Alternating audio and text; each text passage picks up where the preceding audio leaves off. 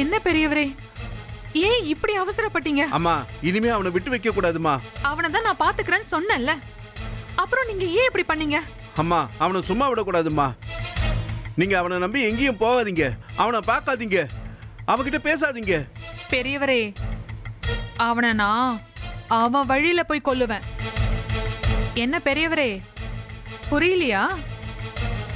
கிரீஷ தனியான இடத்துக்கு நான் கூப்பிட போறேன். கூல்ட்ரிங்க்ஸ்ல விஷத்தை கலந்து அவனை குடிக்க சொல்ல போறேன். அவன் குடிச்சதும் தொண்டை எரியுதுன்னு துடி துடிச்சு சாவ போறான். அப்பதான் அவனால துடி துடிச்சு செத்து போன பெண்களோட ஆத்மா எல்லாம் சாந்தி அடையும். ஆமாமா, ஆமா, அவன் துடி துடிச்சு சாவணும். அங்க நானும் வரேம்மா. எனக்கு அவன் சாகிறத நான் பார்க்கணுமா. அப்பதாம்மா என் பொண்ணோட ஆத்மா சாந்தி அடையுமா. வேணாம் பெரியவரே, அவன் சாகும் போது நீங்க பார்க்க வேணாம். இனிமே அந்த பாவி கண்ணுல நீங்க படவே படக்கூடாது. உங்க மேல இன்னும் அவன் கோவத்துல இருக்கானா? பரவாயில்லம்மா, எனக்கு இனிமே யாரு இருக்காங்க. அவன் செத்துட்டா போதும்மா, நானும் நிம்மதியா செத்துருவோமா. என்ன பேச்சு பேசுறீங்க? இனிமே இப்படி பேசாதீங்க. உங்களுக்கு யாரும் இல்லைன்னு நினைக்காதீங்க.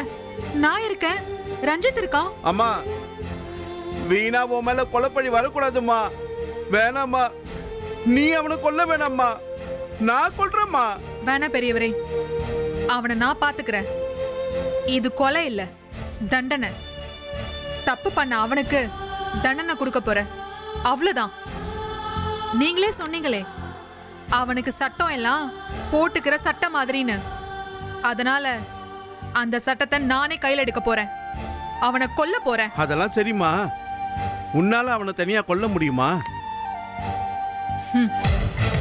கண்டிப்பா முடியும். நீங்க வேணா பாருங்க, இன்னும் கொஞ்ச நாள்ல அவன் செத்துட்டான் நியூஸ் வரும்.